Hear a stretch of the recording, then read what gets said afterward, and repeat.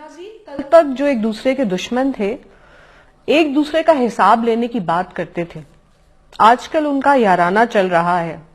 सियासी मौसम बदल रहा है।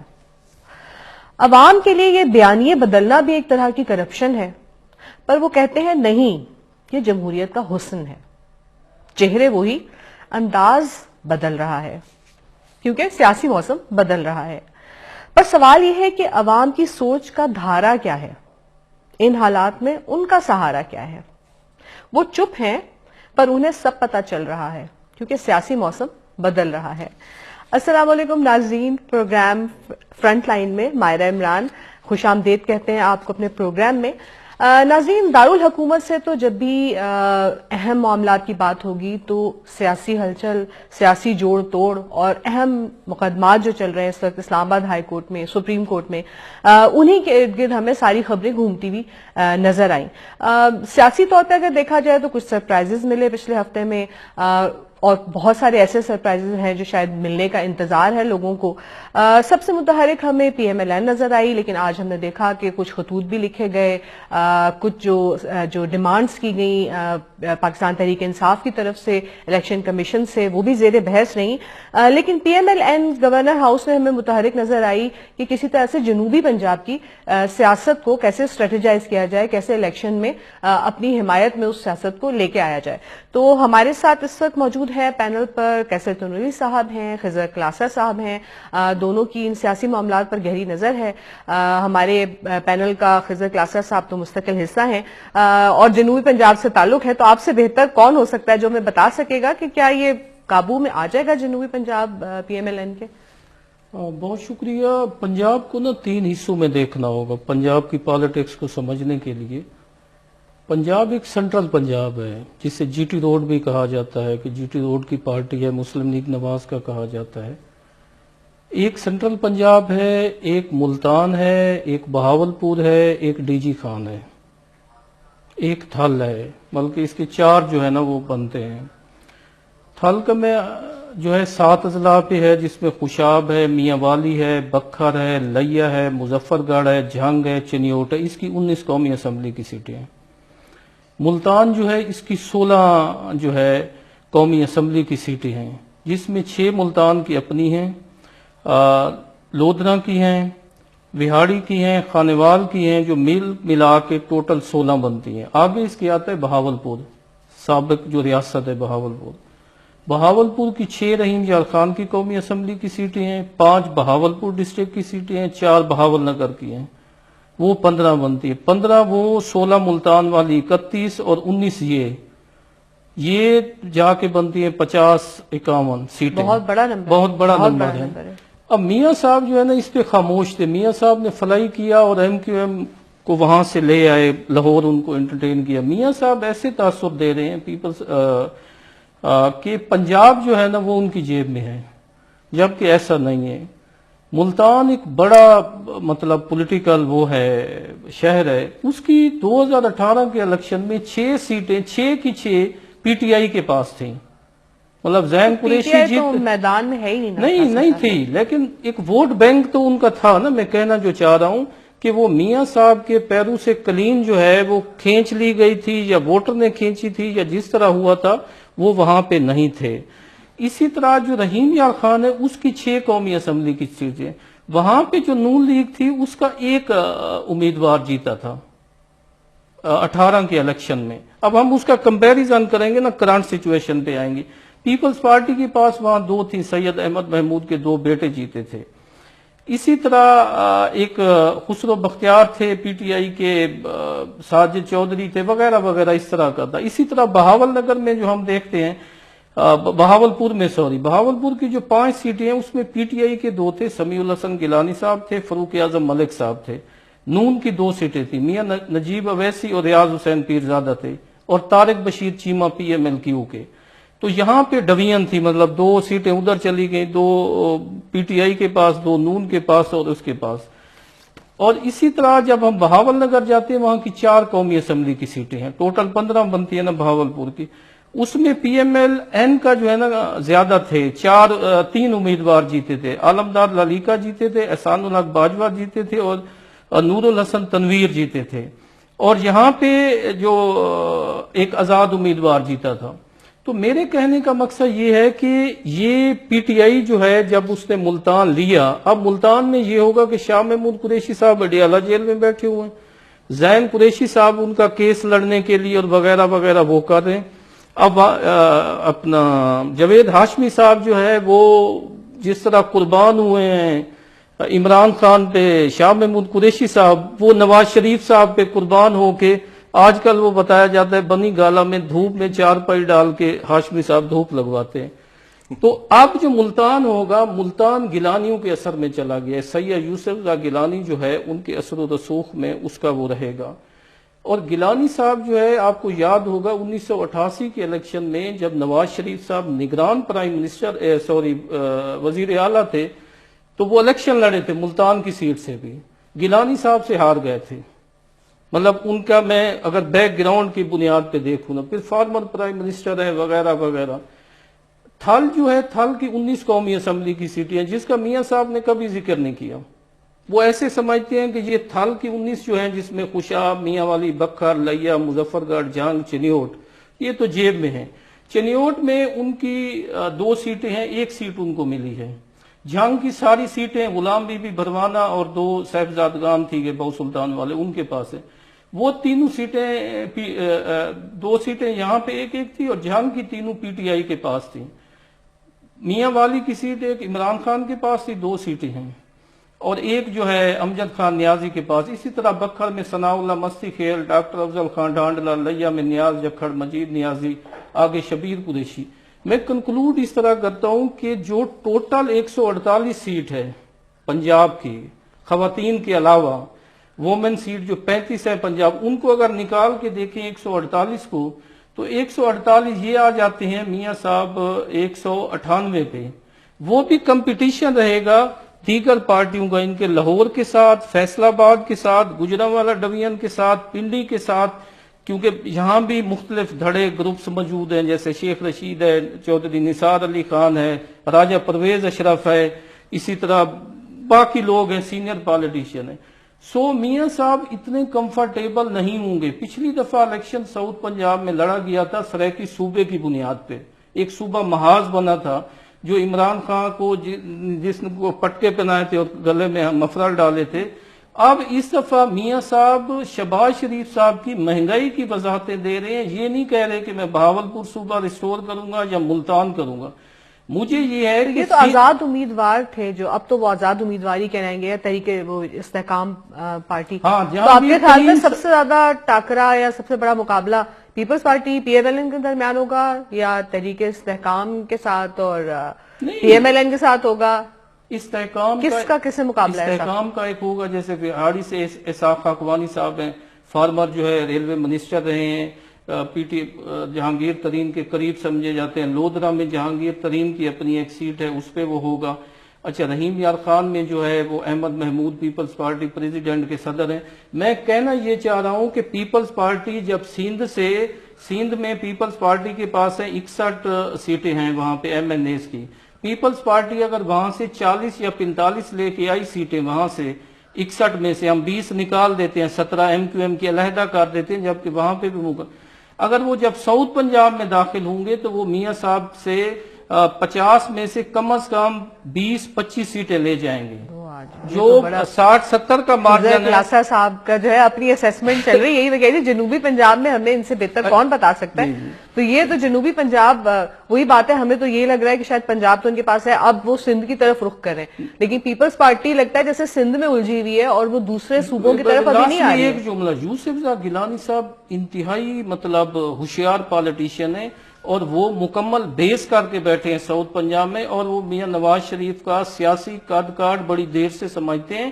جو ٹکراؤ ہوگا پیپلز پارٹی اور نون کا وہ لاہور میں نہیں ہوگا، گجرانوالہ ڈویژن میں نہیں ہوگا، فیصل آباد، وہ ملتان ڈی جی خان جیسے کھوسا فیملی ہے، دوست محمد کھوسا ہو گئے، سردار ذوالفقار کھوسا ہو گئے، یہ ان کے ساتھ ہیں، پیپلز پارٹی کے ساتھ ہیں. یا گیلانی صاحب کا جو اصل و رسوخ ہے احمد محمود، وہاں پہ ٹاکرا ہوگا اور وہاں پہ ڈیسائیڈ ہوگا کہ who will be next prime minister. تو آج تو بلاول صاحب نے کہہ دیا کہ پرائم منسٹر بھی اس دفعہ جو ہے وہ جیالہ ہوگا. انہوں نے کہا کہ لاہور سے نہیں ہوگا, اور پہلی بات نہیں, انہیں جیالہ کہا ابھی کچھ مطلب دیر پہلے سے. ہاں جالا بھی کہا, کل انہوں نے کہا کہ پرائم منسٹر اس دفعہ لاہور سے نہیں لاہور ہوگا. سے نہیں ہوگا. یہ بھی تو ایک کانفیڈنس ہے نا, اس کے پیچھے کیا ہے, بڑی کوئی خاموشی سے کام ہو رہا ہے, جیسے وہ کہہ رہے ہیں کہ جیسے وہ ڈیرا جما کے بیٹھے ہیں. صاحب نے بڑا اچھا منظرنامہ پیش کیا, ساری صورتحال بڑی اچھی طریقے سے بیان کی, لیکن یہاں پر جو انہوں نے کہا نا 20 سے 25 سیٹوں والی جو بات کہی کہ پیپلز پارٹی نے اس ایریے میں بہت کام کیا, اور پیپلز پارٹی کام سے مراد کہ اپنا پولیٹیکل انہوں نے گراؤنڈ بنایا وہاں پر, جس میں یوسف رضا گیلانی صاحب اور باقی جو ان کی ٹیم ہے بہت اچھے سے کام کر رہی ہے. لیکن یہ فرق اتنا بڑا نہیں ہوگا, یہ بہت ہوا تو 5 سے 7 سیٹوں کا ہوگا. پیپلز پارٹی میری نظر میں, میری رائے ہے جو ہمیں نظر آ رہا ہے اس وقت.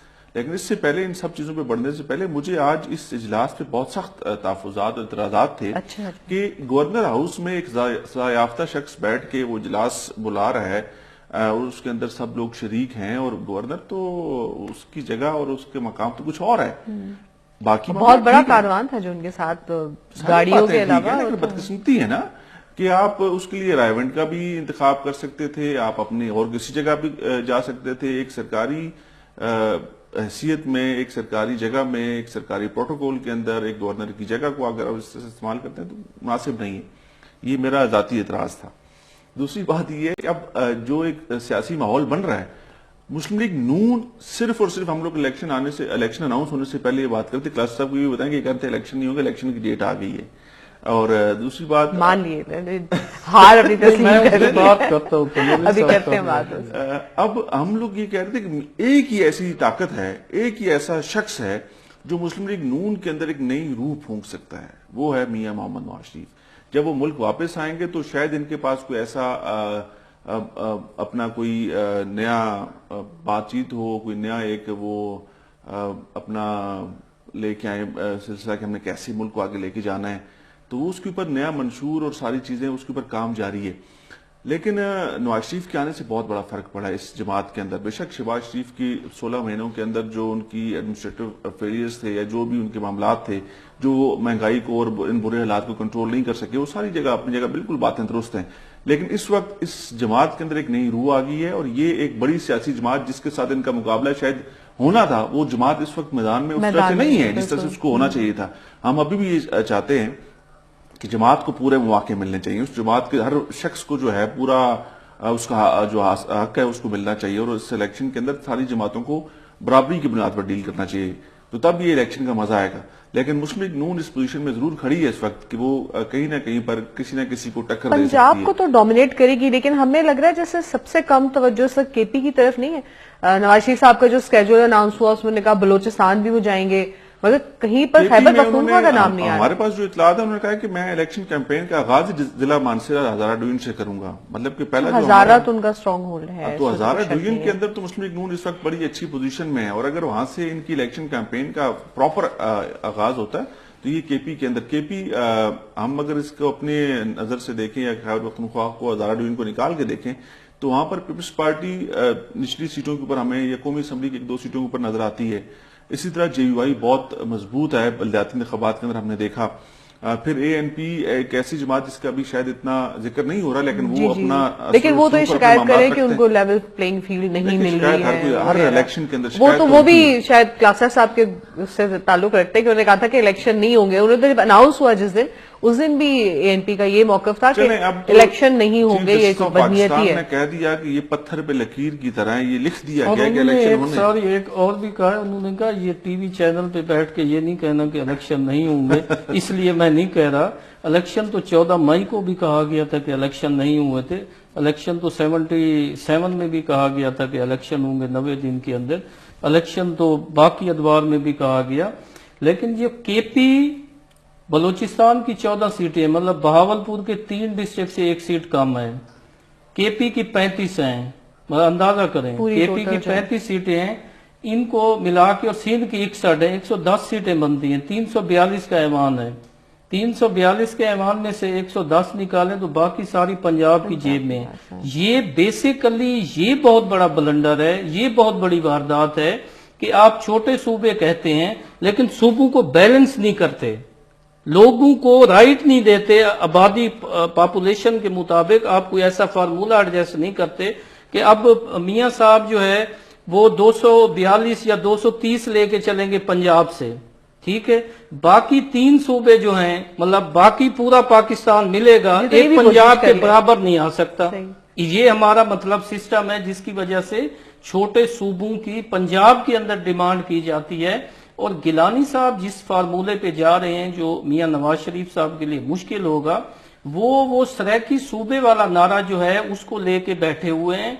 اس کی وجہ سے جو ہے وہاں کے جو لوگ ہیں وہ یہ سمجھتے ہیں کہ یوسف زاں گیلانی جو ہے یہ ہمیں کسی نہ کسی شکل میں اس مقدمے کو لڑ کے دکھائے گا. اور میاں صاحب اس دفعہ جو ہے جو ایم کیو ایم کے ساتھ انہوں نے ہاتھ ملایا ہے اس سے سریکی ریجن کا ووٹر ڈسٹرب نہیں ہوگا، لاہور کا ضرور ہوگا، کیونکہ لوگ یہ سمجھتے ہیں کہ ایم کیو ایم کے ساتھ کمفرٹیبل لوگ نہیں ہیں اس کے ماضی کی وجہ سے یا اس کے جو بھی اس کے لیکن ایشوز یہ تھے. جو صوبے والا معاملہ ہے نا، صوبے کے معاملے پہ ایم کیو وہ واحد جماعت تھی جس نے سب سے پہلے نئے صوبوں کے قیام کے لیے انہوں نے کہا جی کہ بالکل یہ بڑا ضروری ہے، جس میں انہوں نے ہزارہ کے بھی حمایت کا اعلان کیا اور انہوں نے سرائیکی صوبے کی بھی بات کی.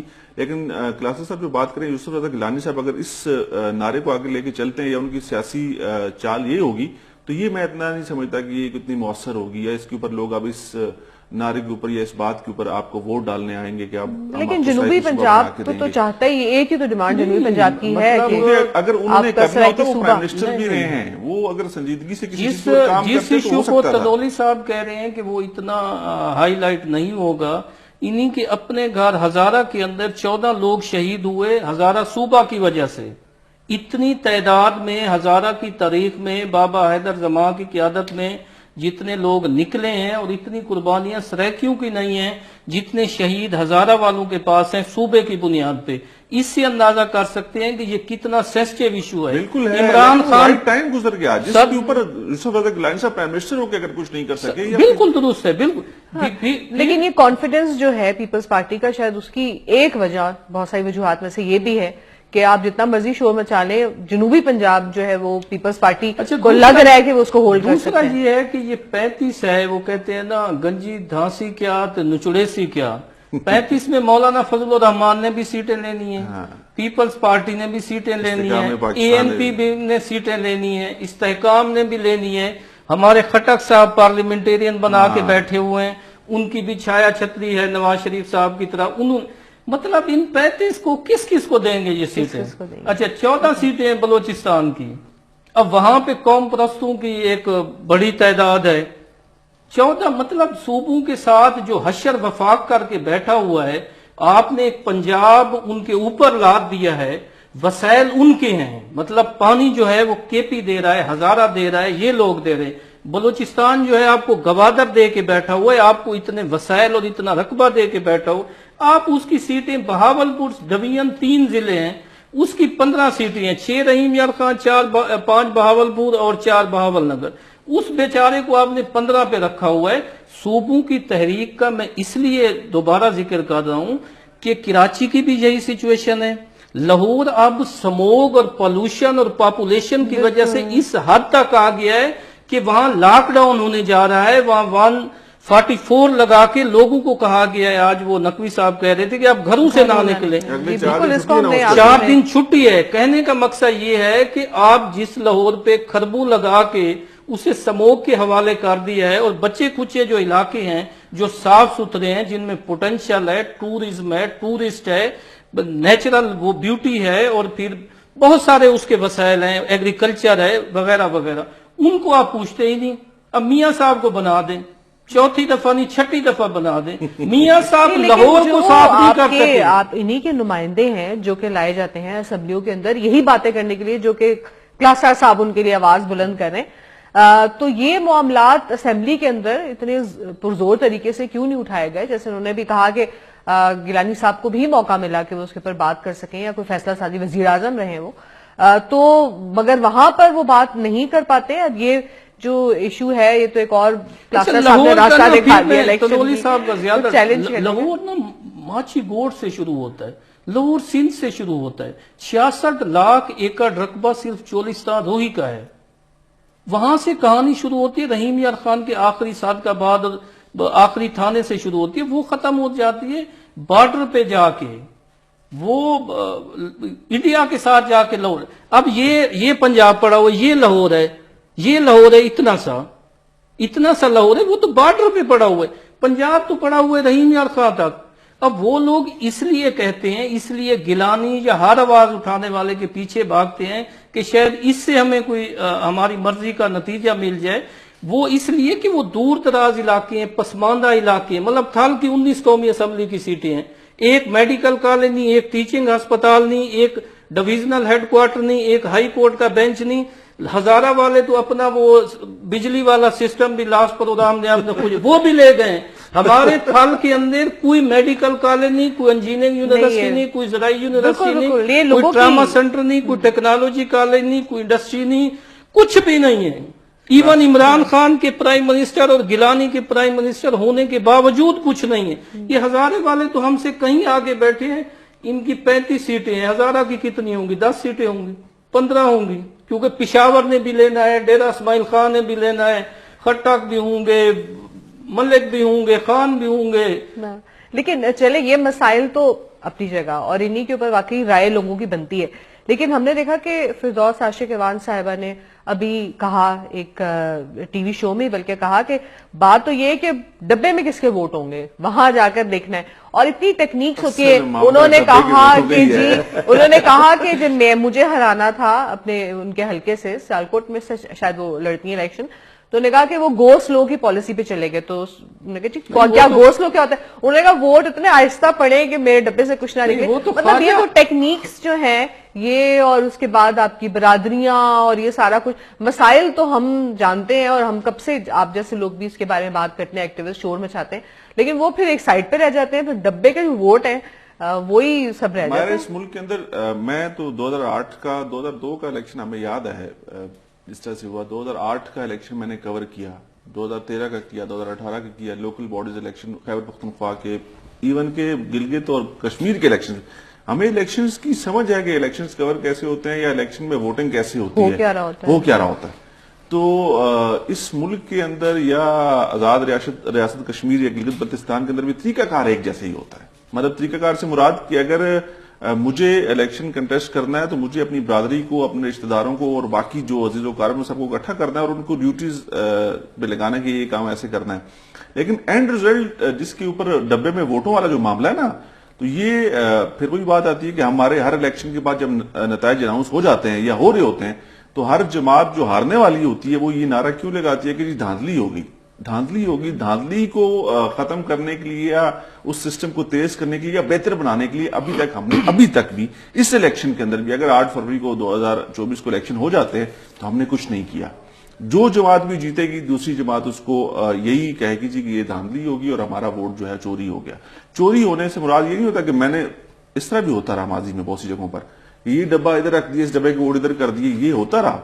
लेकिन अब तरीकाकार थोड़ा सा मुख्तलिफ हो गया है। वोटिंग के प्रोसेस को स्लो कर देना या वो जो बरादरी वाला सिस्टम है, अपनी खवातीन को कह देना कि आपने वोट के लिए नहीं जाना, ये लेट जाना है, या फिर वो मर्द हजरात जो असर और सूख रखते होते हैं उस इलाके के ऊपर, उनको कह देना कि जी आपने अपने इलाके के लोगों को वोटिंग के लिए इस टाइम के बाद लेके आना है। तो जाहिर बात है जब वक्त मुकर्रर है उस वक्त के ऊपर वोटिंग नहीं हो पाएगी या रश पड़ जाएगा, लाइनें लग जाएंगी, तो लोग उकता के निकले भी जाते हैं।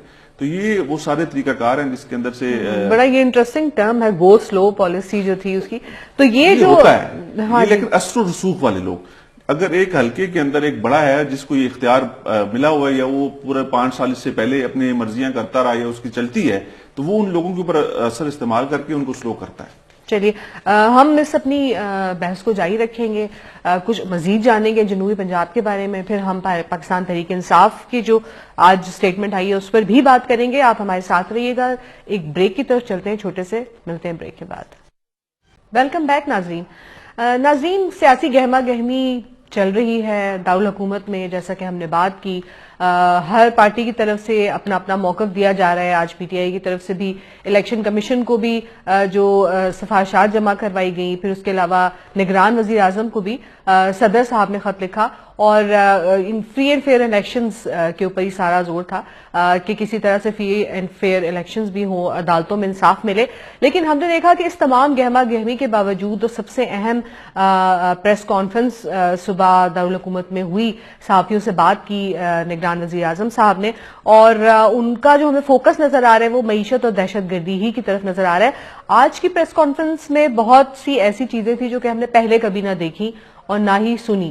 ہمیں بہت سخت زبان نظر آئی اس میں نگران وزیر اعظم کی طرف سے, جو کہ اسٹیٹ کی طرف سے زبان تھی افغانستان کی حکومت کے لیے. عبوری حکومت جو وہاں پر موجود ہے, بتایا گیا کہ کتنے فیصد اضافہ ہوا دہشت گردی کے حملوں میں پاکستان میں, اور بہت سی قیمتی جانیں اس میں چلی گئیں. لیکن یہ کہ جو پالیسی بتائی تنولی صاحب, وزیر اعظم صاحب نے, کہ آپ یا تو پاکستان کو چوز کر لیں یا آپ ٹی ٹی پی کو چوز کریں, بڑا ایک بہت ہی سخت قسم کی جو سٹیٹمنٹ تھی وہ جاری ہوئی ہے. مائرہ, میں انوار اللہ کاکڑ صاحب جو کہ ہمارے کیئر ٹیکر پرائم منسٹر ہیں, ان سے ملا نہیں کبھی, نہ میں ان کو زیادہ جانتا ہوں, لیکن جب سے یہ پرائم منسٹر بنے ہیں, جس فورم کے اوپر بھی یہ گئے ہیں یا ان کو بات کرنے کا موقع ملا, تو یہ ان کی گفتگو سے یہی لگا کہ بہت کلیئر ہیں اور اپنے معاملات کے اندر, اپنی بات چیت کے اندر, اور ان کو بہت واضح اور بڑی کلیئر باتیں کرنے کے حوالے سے کہا گیا ہے, ان کو وہ کرتے ہیں. آج کی جو گفتگو تھی, یہ گفتگو ہر اس ذی شعور انسان کی ہے جو پاکستان کے اندر رہتا ہے اور پاکستان کے اور افغانستان کے حالات کو جانتا ہے, اور خاص طور پہ طالبان کو جانتا ہے. چاہے وہ ٹی ٹی پی والے ہیں, چاہے وہ افغانستان کے اندر عبوری حکومت کر رہے ہیں, ان کو پتا ہے کہ ان کے ساتھ اگر آپ کی بات چیت بھی ہو, اگر آپ کے معاملات بہت اچھے بھی ہوں, تو تب بھی آپ کو کہیں نہ کہیں پر یہ کھٹکا ضرور رہتا ہے کہ کسی نہ کسی جگہ پر یہ آپ کو ڈاج کرا دیں گے, یا کہیں نہ کہیں پر یہ آپ کو نقصان پہنچا دیں گے. یہ جب سے آپ کو پتا ہے کہ افغان جو ہمارے ادھر غیر ملکی موجود تھے, جن کو نکالنے کا سلسلہ شروع ہوا, ان کو باعزت طریقے سے, بہت اچھے طریقے سے ان کو بڑا وارننگ جاری کی گئی 1 مہینہ پہلے کہ آپ اس ڈیٹ تک اپنے معاملات کو نپٹائیں اور اس ملک سے نکل جائیں, اور پھر دوبارہ ویزا لے کے آپ واپس اس ملک میں آ سکتے ہیں.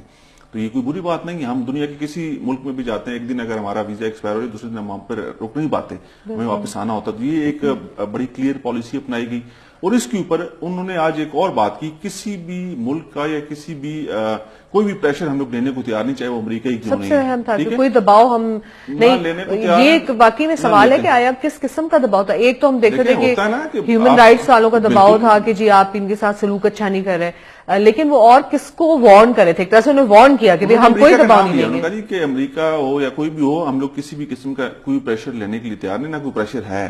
اب معاملہ یہ ہے کہ ہم نے اپنی سرزمین کو کیسے ان شرپسندوں سے, ان دہشت گردوں سے محفوظ بنانا ہے. اور یہ بات میں اکثر کرتا ہوں کہ ٹی ٹی پی اور طالبان ایک ہی سکے کے دو رخ ہیں. یہ کوئی یہ وہ الگ اور یہ ایسے والا معاملہ نہیں ہے. بے شک آپ کہتے پھریں کہ ہمارا ان سے کوئی لین دینا نہیں ہے. اگر افغانستان کے اندر سے بیٹھ کے وہ آپریٹ کرتے ہیں, افغانستان سے بیٹھ کے وہ اس ملک کے اوپر حملے ہوتے ہیں وہاں سے, تو آپ اس کے اندر شامل ہیں. اور انہوں نے واضح طور پہ کہا کہ جن لوگوں کی فہرستیں ہم نے آپ کو فراہم کی ہیں وہ آپ پاکستان کے حوالے کر دیں, پاکستان اپنے قوانین کے تحت ان سے نپٹے گا. اگر آپ وہ کرنے میں ناکام ہے, اس کا مطلب یہ ہے کہ آپ ان کے ساتھ ملے ہوئے ہیں, یا آپ ان کا ساتھ دے رہے ہیں, یا آپ نہیں چاہتے کہ پاکستان کے اندر امن ہو.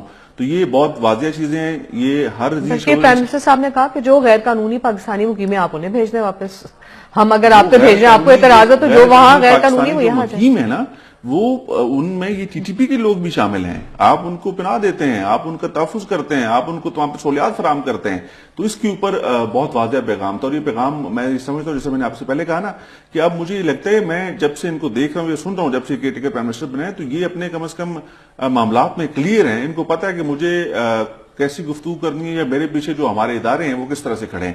تو اب ایسے ہی ہونا چاہیے, یہی گفتگو ہونی چاہیے, اور یہی طریقہ کار اپنانا چاہیے, کیونکہ پاکستان اور پاکستانیوں نے ایک بہت لمبی فہرست ہے, اس میں سویلینز کی بھی, اس میں ہمارے فورسز کے بھی جوان افسران شہید ہوئے ہیں, اور ہم یہ شاید شہادتیں ابھی تک دے رہے ہیں. کل ہی ہم نے دیکھا, ابھی کلاسز صاحب نے ذکر کیا کہ ہمارے چیف آف آرمی اسٹاف, ہمارے پرائم منسٹر موجود تھے وہاں پر, کاندھا دے رہے تھے وہ ایک اور شہید کو. تو معاملہ یہ ہے کہ اب ہمیں آگے بڑھنا ہوگا, ہم نے اپنے ملک کے اندر امن لانا ہے. اس کے لیے اگر ہمیں مزید قربانیاں دینے ہیں تو ہم لوگ اس کے لیے تیار ہیں, لیکن جو ہمارا دشمن ہے, جو ہمارے اوپر حملہ آور ہے, اس کی معافی کی کوئی گنجائش نہیں ہے. جی کلاسز اب بہت لمبا عرصہ قربانی دی, شاید ہم نے اس میں یہ چیز, ہم نے ایک ابھی بھی جو سٹیٹمنٹ تھی پرائم منسٹر صاحب کی, اس میں یہ پیغام بھی دیا گیا, جب ایک صحافی نے پوچھا کہ کیا آپ تجارت وغیرہ ہماری جاری رہے گی, تب بھی انہوں نے اپنی پازیٹیو انٹینشنز یا اپنی اس کا نیت کا اظہار کیا کہ نہیں, ہم بالکل جاری رکھنا چاہتے ہیں. بہت ساری ایسی چیزیں ہیں جو وہاں پر فراہم نہیں ہیں اور پاکستان سے ہی جاتی ہیں, ان سب راستوں کو ہم کھلا رکھنا چاہتے ہیں. لیکن یہ بیلنس کرنا بہت مشکل نہیں ہو گیا پاکستان کے لیے کہ آپ کی مثبت نیت بھی رہے, ساتھ میں آپ کسی طرح اپنے لا اینڈ آرڈر کے مسئلے کو بھی کنٹرول کر پائیں, اور دہشت گردی میں مزید آپ قربانیاں نہ دینا چاہیں تو وہاں پر بھی کوئی آپ کے ساتھ دے یا نہ دے. پہلی چیز تو یہ جو تنولی صاحب فرما رہے تھے, درست فرما رہے تھے. میری بھی پرائم منسٹر صاحب کے حوالے سے یہی رائے ہے آج کی جو ان کی سپیچ تھی نا، میں نے آج تک کسی پرائم منسٹر کی اس طرح کی لفظوں اور فیکٹس کے ساتھ جو گفتگو تھی، وہ لاؤڈ نہیں بول رہے تھے، وہ کوئی جذباتی نہیں تھے، بڑے ہی دھیمے اور کول اس کے ساتھ نا لفظوں کو تول کے، پرکھ کے، سمجھ کے جو فیکٹس دے رہے تھے، جو بات کر رہے تھے، چاہے وہ یہ کہہ رہے تھے کہ 40 لاکھ کو ہم نے اکاموڈیٹ کیا، ہم نے ان کے لیے یہ کیا، ہم نے ان کے لیے وہ کیا، ہم نے یہ قربانیاں دیں، لیکن ان ریٹرن جب انہوں نے یہ کہا کہ 19 لوگ ایسے بھی تھے جو اغوان تھے اور سٹیٹ انہوں نے ہمارے اداروں کے ساتھ کلیش کیا، انہوں نے یہ بھی کہا کہ جب سے یہ عبوری اغوان سیٹ اپ آیا ہے تو 500% جو ہے وہ خود کا شملوں میں اضافہ ہوا ہے۔ اور تیسری چیز یہ ہے کہ یہ ہمارے ساتھ دنیا بھی ایک کھیل کھیل رہی ہے، یہ اب نہیں ہو رہا، جی جی یہ بہت پرانا پہلے بھی ہوا تھا جب رشیا کا ایشو بعد میں وہ ہوا، اب وہ کمبل چھوڑ کے چلے گئے ہیں، خود تو وہ تیاروں کے ساتھ لٹک کے بھاگ کے پاکستان کے ذریعے، دنیا کے ذریعے کہ ہمیں یہاں نکالو، وہ جو نیٹو تھی یا جو بھی جی ان کے وہ تھے، اور جن کو وہ ہینڈ اوور کر کے گئے، جب آخری وقت میں انہوں نے ان کو بھی اکاموڈیٹ نہیں کیا جن کے ساتھ ان کا ایگریمنٹ تھا، تو ہم بھلا یہ کس طرح توقع رکھ سکتے ہیں کہ جو ساری زندگی چھری چاقو اور کانٹے کی طرح ہمیں، مطلب میریٹ ہوٹل بلاسٹ دیکھ لیں، اٹیلین ریسٹوران دیکھ لیں، اسلام آباد کا کہہ رہا ہوں، مظفر گڑھ نہاری ہاؤس اٹیک دیکھ لیں، اپنا میلوڈی چوک دیکھ لیں، ایف ایڈ کچہری دیکھ لیں، جی ایچ کیو دیکھ لیں، جگہ جگہ دیکھ لیں، ایون اسلام آباد جیسے پرامن شہر میں بھی ہم، یہ تو عام شہریوں کی حالت تھی، جو ہماری افواج پاکستان کے شہداء ہیں، مطلب کل جو ہے جو کرنل صاحب کی شہادت ہوئی ہے، اس کے لیے آرمی چیف صاحب کا جانا یا پرائم منسٹر صاحب کا جانا، یہ اس بات کو ثابت کرتا ہے کہ ہم، مطلب ہماری اتنے ہائی اپس بھی اتنے گریفڈ ہیں اور اتنے مطلب وہ ہیں کہ وہ شہداء کو خود جا رہے ہیں۔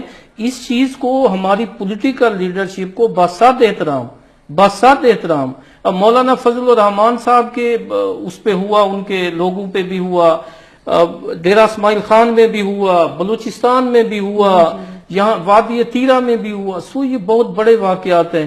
اب جو ایڈجسٹمنٹ پولیٹیکل لوگ کر رہے ہیں، مجھے کوئی اعتراض نہیں، آپ کو بھی نہیں ہوگا، ہم بھی ڈیموکریٹک پر، لیکن خدا کے لیے کچھ چیزوں پہ جو ہے نا لیڈرشپ کو، سیاسی لیڈرشپ کو جو ہے نا مطلب آگے آنا چاہیے، سپورٹ کرنا چاہیے، فوج کو بھی کرنا چاہیے، جو ادارے آگے فرنٹ لائن پہ انہیں بھی کرنا چاہیے۔ یہ وقت کی ضرورت ہے، یہ ملک میں امن ہوگا تو الیکشن ہوں گے۔ جیسے مولانا فضل الرحمان صاحب نے کہا تھا کہ میں تو کمپین کے لیے بھی نہیں جا سکتا، سو ایسے حالات سے اس لیے میرے جیسے لوگ یا اعتزاز احسن صاحب جیسے لوگ یا مشاہد خان صاحب جیسے لوگ جو ہے وہ یہ کہہ رہے تھے کہ یار اس چیز پر جب تک یہ نہیں رکیں گے، اور سارا برڈن جو ہے بسات احترام فوج کے کندھوں پہ نہیں ڈالنا چاہیے، یہ قوم کا ملک ہے، یہ ریاست ہے، یہ حکومت ہے، اور یہ کاکڑ صاحب میں سمجھتا ہوں کہ یہ اچانک نہیں لائے گئے، ان کی بڑی کمانڈ ہے، ان کی بڑی ایجوکیشن ہے، ان کی انفارمیشن کریکٹ ہوتی ہے، اور انہیں پتہ ہے کہ میں آج ان سے بڑا امپریس ہوا، مجھے بڑا اچھا لگا ہے کہ وہ لاؤڈ نہیں ہو رہے، وہ ریش نہیں ہو رہے، اور وہ بڑی نپی تلے انداز میں انہوں نے ہمارے جو تعلقات ہیں اغوانوں کے ساتھ یا پشتونوں کے ساتھ یا فارسی بان کے ساتھ، انہوں نے سب چیزوں کو سامنے رکھ کے انہیں کچھ دھمکایا، ڈرایا نہیں، انہیں یہ ضرور کہا ہے کہ اگر ہمارے سر سے پانی گزرے گا تو لا محالہ ہمیں وہ لوگ چاہیے ہوں گے جو آپ کے لیے غیر ملکی ہیں یا وہ ٹی ٹی پی کے ہیں یا وغیرہ وغیرہ جو بھی ہیں جیسی شکل میں ہیں۔ اور میں سمجھتا ہوں کہ اس وقت بے حد ضرورت ہے ہماری پولیٹیکل لیڈرشپ کو، چاہے وہ نون لیگ کی ہے، پیپلز پارٹی کی ہے، جس کی بھی ہے، مولانا فضل الرحمان صاحب کی ہے، وہ صرف ایک مذمتی بیان اپنے پی آر او سے جاری نہ کرایا کریں، وہ اسی طرح جس طرح کاکڑ صاحب نے آج میسج دیا ہے، وہ پالیٹکس کو سمجھتے ہیں، وہ ریجنل پالیٹکس کو سمجھتے ہیں، وہ ان خفیہ ہاتھوں کو سمجھتے ہیں، اور امریکن نے بھی کہا ہے، شاید آپ کے نوٹس میں نہیں ہے، امریکن نے کہا ہے کہ ہم بات کریں گے، اس لیے کاکڑ صاحب نے کہا ہے کہ ہم کسی دباؤ میں نہیں آئیں گے۔ ان کے اسٹیٹ ڈپارٹمنٹ نے ایک اسٹیٹمنٹ دی ہے کہ ہم اس حوالے سے بات کریں گے۔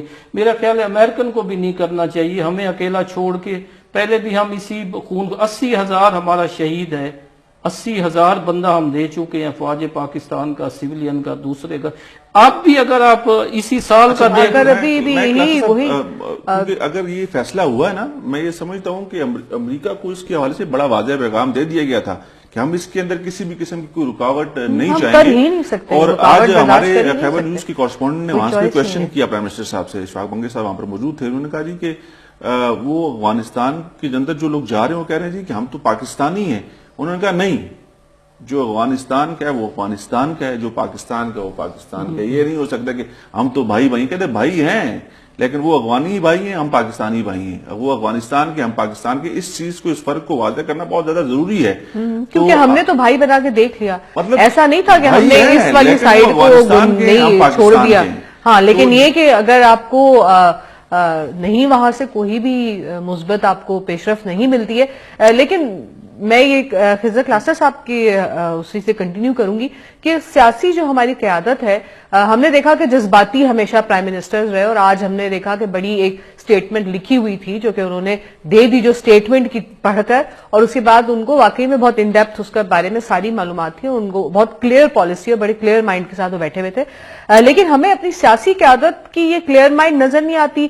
خوف ہے کہ الیکشن میں جائیں گے، کیمپینز ہوں گی، کیونکہ ہمیں لگتا ہے جیسے اپنے بیانیے میں وہ اس کو ایوائڈ کر رہے ہیں ابھی اس کو ایڈریس کرنا. ابھی آپ نے کہا کہ ہمارے پرائم منسٹرز ایسے اسٹیٹمنٹس دے دیں. ہمارے پرائم منسٹرز ایسے اسٹیٹمنٹس نہیں دیتے رہے ماضی میں. کوئی ایسی اس کی اتنی بڑی واضح ایگزامپلز ہمارے پاس نہیں، میں کہوں جذباتی آپ کہہ لیکن سکتے ہیں کہ آج کے جو اسٹیٹمنٹ ہے، یا اس پرائم منسٹر کی جو اسٹیٹمنٹ ہے، اور میں نے پہلے بھی کہا اور کلاسر صاحب بھی میری بات سے اتفاق کریں گے، اس کے پیچھے اور طاقت ہے. اس کے پیچھے وہ سیٹ مائنڈ ہے، اور اس کے پیچھے وہ ساری تیاری ہے جو بتا دی گئی کہ ہم اپنا کام کر رہے ہیں، اور آپ ہمارے کام میں اگر رکاوٹ بنیں گے تو آپ کو اس کا انجام بھگتنا پڑے گا، اور ہم اس کے لیے تیار ہیں. اب ہم نے شاید یہ فیصلہ کر لیا ہے کہ ہم اپنے ملک کے اندر اپنے لوگوں کو محفوظ بنانے کے لیے ہر حد تک جائیں گے، اور اس کے اندر ہم لوگ اپنے وہ جو اس کے اندر اپنے لوگوں کو محفوظ بنانے کے لیے ہر حد تک جائیں گے، اور اس کے اندر ہم لوگ اپنے وہ جو اس کے کچھ شروع کے سٹیپس ہیں ہم نے لینا شروع کر دیے ہیں.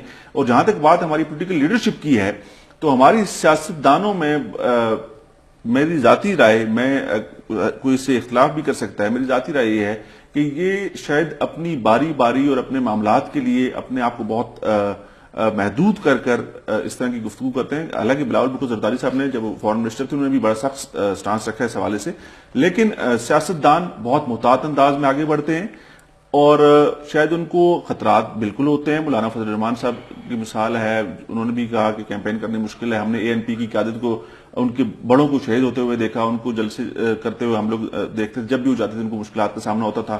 ہمارے پاس محترمہ بینظیر بھٹو کی شہادت ہمارے سامنے ہے، تو بہت سارے مسائل ان کو فیس کرنے پڑتے ہیں. جب ادارے اور ریاست کے پیچھے پھر وہی بات کرتے ہیں کہ ہماری ملٹری اسٹیبلشمنٹ ہے. ملٹری اسٹیبلشمنٹ نے جب کچھ چیزیں طے کر دی ہیں اور سیاستدانوں نے ان کے ساتھ دینے کا فیصلہ کر لیا ہے، تو پھر قربانیاں بھی ہوں گی لیکن اس کے نتائج بھی ہوں گے. صحیح. تو یہ جو ہم کہہ سکتے ہیں کہ جو بیرونی دباؤ کی جب بات کی جاتی ہے، تو ہم نے یہ دیکھا کہ بیرونی جو خطرات ہیں وہ بھی اس کے ساتھ مل جاتے ہیں. جیسے کہ جو مشیر دفاع ہیں اس وقت انڈیا میں، انہوں نے تو بلکہ کہا تھا کہ تحریک طالبان کے بارے میں افغانستان کی جو ہے کہ آپ پیسے دیں اور انہیں خرید لیں. تو ہم نے پیسے دیے اور ہم نے خرید آئی ہے جب جو پچھلی گورنمنٹ تھی کرزئی صاحب کی، اس کے دوران میں.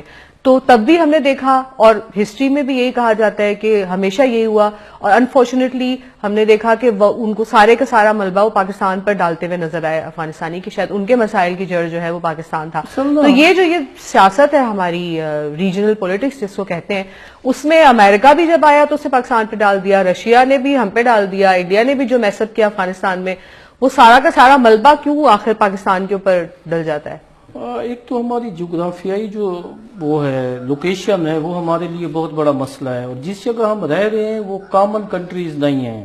مطلب ایران کو دیکھ لیں، ایک بڑا اسٹرینگتھن ملک اور ایک بڑا اپنے دفاع کے حوالے سے. اب رشیا کو دیکھ لیں، ایٹمی طاقت. اب چین کو دیکھ لیں کہ امرجنگ جو ہے پاور جو ہے وہ آ رہا ہے. انڈیا کو دیکھ لیں، وہ ایک ٹیک آف کر رہا ہے.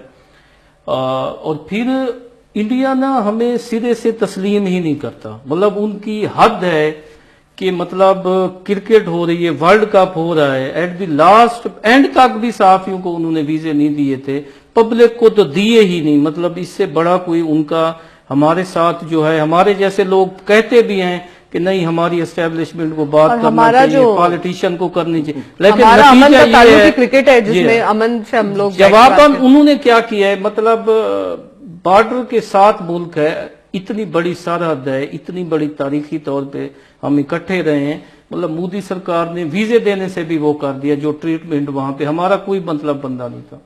پھر افغانستان جو ہے اس کو دنیا نے یہ سلطنتوں کا قبرستان کہا گیا، یہ ایک تندور ہے، اب اس تندور کو ہر دور میں بکھایا گیا ہے، 40 سال تو ہم اس تندور کا، مطلب اگر آپ یہ بتائیں 40 لاکھ افغان ہم نے اکاموڈیٹ کیے، ان کو سارا فیسیلیٹیٹ کیا، وہ اس کا نتیجہ کیا ہوا کہ جب امریکن وہاں پہ بیٹھے 20 سال بیٹھے رہے، مجھے کسی رانا اجاز صاحب تھے ہمارے وہ تھے، انہوں نے کہا یار آپ یہ نہ سمجھے کہ امریکہ وہاں بیٹھا ہوا ہے، امریکن طورخم بارڈر پہ بیٹھے ہوئے ہیں، وہ ان کی نگرانی نہیں کر رہے، ہماری کر رہے ہیں۔ تو عرض کرنے کا مقصد یہ ہے کہ یہ دنیا ہمارے ساتھ، اور آج کی جو سپیچ تھی پرائم منسٹر صاحب کی، وہ بیسک صرف عبوری افغان حکومت کے لیے نہیں تھی، وہ بلکہ دنیا کے لیے بھی تھی کہ بھائی جی ہم تھک گئے، اب ہم اپنے آپ کو بچائیں، یا وہاں بیٹھے ہوئے جو لوگ ہیں وہ روزانہ کی بنیاد پہ، انہوں نے کہا فروری میں ایک دھماکے میں 100 لوگ کی معصوم جانیں چلی گئیں، سو اس ایشو کو دنیا بھی دیکھے، پھر دنیا بعد میں اس چیز پہ اعتراض کرتی ہے،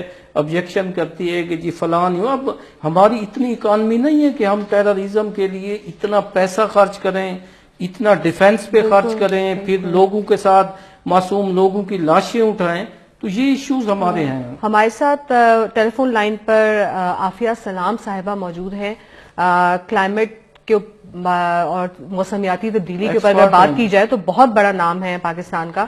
آج ہم عافیہ صاحبہ آپ مجھے سن سکتی ہیں؟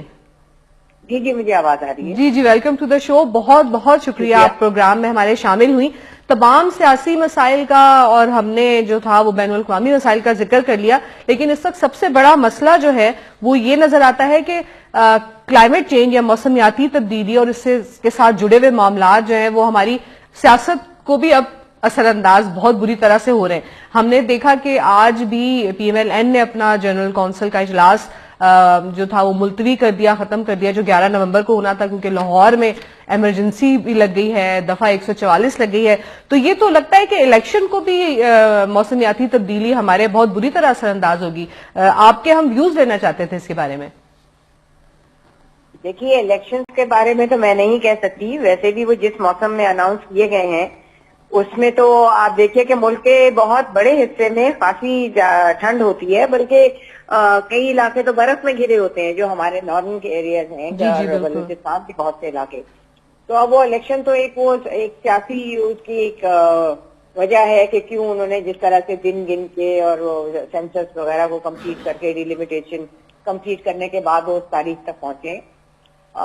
تو یہ تو ایک اب مجبوری ہے، وہ کانسٹیٹیوشنلی اب آپ کو کروانے ہی کروانے ہیں۔ لیکن موسمیاتی تبدیلی جو ہے اس کے تو اثرات اپنے کسی نہ سیاست کو نہ کسی سیاسی ٹائم لائن کو فالو کرتے ہیں، وہ تو اپنا ایک اثر دکھاتے چلے جائیں گے۔ تو اگر یہ آج ایک اجلاس ان کا کینسل ہوا ہے، کل آپ کا کوئی بہت بڑا کوئی کمرشل پروگرام کینسل ہوگا، یہ تمام چیزیں ذہن میں رکھنے کی ضرورت ہے کہ ان سے کس طرح سے نمٹنا ہے، اور ان کو ہم کس طرح سے وہ دیکھیں کہ اب جو ہماری چیزیں پہلے سے طے شدہ ہوتی تھی کہ اس مہینے میں یہ ہوگا، اب یہ نہیں رہے گا، اس کی طرف توجہ ہونی چاہیے۔ ہماری جو ایگریکلچر کا پیٹرن ہے، جس وقت ہم اس کی بوائی کرتے تھے، جس وقت فصل کو کاٹتے تھے، وہ پیٹرن چینج ہو رہا ہے۔ ہم اسی پرانے پیٹرن کے اوپر اگر چلتے رہیں گے تو وہ بھی ہمیں نقصان پہنچائے گا اور پہنچا رہا ہے۔ اسی طرح سے اگر آپ اب آج کل کرکٹ کا زور رہا ہے، اگر یہ کرکٹ میچز ہو رہے ہوتے اور وہاں پہ بھارت میں ہو ہی رہے ہیں نا، وہی بیلٹ ہے جس میں آپ کو ابھی اس وقت فلاگ کی وجہ سے ڈسٹرپشن نظر آ رہی ہے، تو یہ بلینز کا کاروبار ہے۔ اس طرح کے میچز وہ بلینز کی لاس، اکنامک لاس جو ہے وہ کوئی ملک اس کو سہارنی پڑے گی۔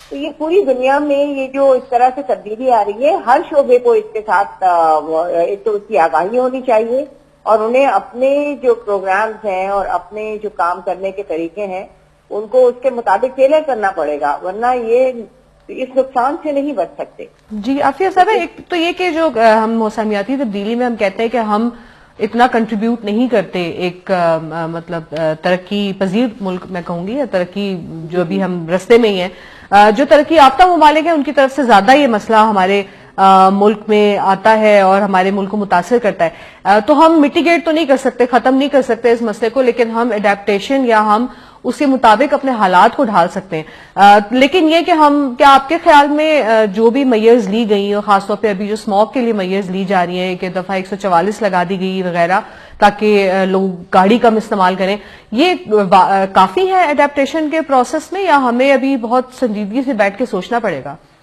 یہ اڈیپٹیشن تو نہیں ہے اس طرح سے، یہ بھی میٹیگیشن کا ہی ایک دیکھیں ایک گلوبل لیول پہ میٹیگیشن کی جب ایمیشن کنٹریبیوشن کے متعلق ہم بات کرتے ہیں وہ ایک اور بحث ہے. لیکن ہر وہ کام ہمارے اپنے لیول پہ جس کی وجہ سے کوئی افسری آ رہی ہے اس کو میٹیگیٹ ہم کر سکتے ہیں. جو کام کوئی کام کرنے کی وجہ سے اگر خرابی آ رہی ہے تو وہ کام نہ کر کے اس چیز کا اثر ظاہر کر سکتے ہیں نا، میٹیگیشن یہی ہے. تو ہمارے ہاں یہ سلسلہ جو ہے یہ آپ کی فیول کی لو کوالٹی کی وجہ سے ہے.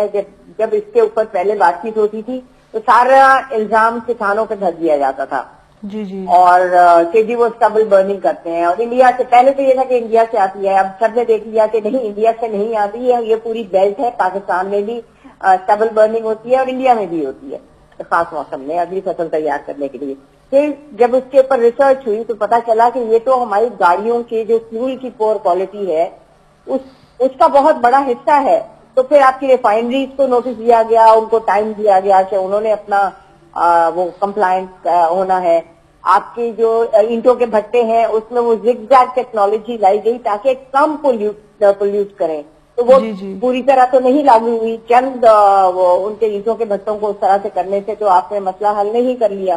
آپ کے انڈسٹریل فیومز جو ہیں شہروں کے آس پاس وہاں پہ آپ دیکھیں نا تو اس کے اوپر کتنی کمپلائنس ہے. تو یہ تو پورا ایک مکس آف پرابلمز ہے اور اس کو میٹیگیٹ ہم ہی کریں گے، اس کو کوئی اور نہیں میٹیگیٹ کرے گا. یہ ساری پرابلم ہمارے اپنے کنٹرول میں ہے اور ہمارے اپنے پیدا کرنا ہے. بہت بہت شکریہ عافیہ صاحبہ، آپ نے ہمارے پروگرام کو جوائن کیا. واقعی ایک باقاعدہ ایک الگ سے ٹاپک ہے، اور وہی بات ہے کہ اب یہ منشور میں یہ اہم مسائل شامل ہوں گے یا نہیں ہوں گے، اب سب پارٹیز کے منشور سامنے آنا شروع ہو جائیں گے. کتنی سمجھداری اور کتنی اس سے بنائے جاتے ہیں. اگر ایک اجازت تنولی صاحب کی اجازت سے، جو 60 ڈسٹرکٹ میں نے آپ کو گنوائے ہیں یہ فیصل آباد، گجرانوالہ اور لاہور ڈویژن کے قریب ترین علاقے ہیں. جب آپ وہاں پہ میڈیکل سہولتیں نہیں دیں گے، ایجوکیشن کی سہولتیں نہیں دیں گے، انجینئرنگ نہیں دیں گے، انڈسٹری نہیں دیں گے، تو لوگ وہاں سے مائیگریٹ ہو رہے ہیں ٹوورڈز لاہور. سالانہ 10 سے 15 لاکھ بندہ ان 7 ڈسٹرکٹ سے نکلتا ہے. جب وہ لاہور میں داخل ہوتا ہے تو لاہور کا پورا سسٹم ڈسٹرب ہوتا ہے. لوکل ایشوز اپنے ہوں گے. جب تک یہ کیوں چلاتے ہیں چین میں جی بلٹ ٹرین چلا دی 400 کلومیٹر، اس لیے کہتے ہیں لوگوں کو روکا جائے.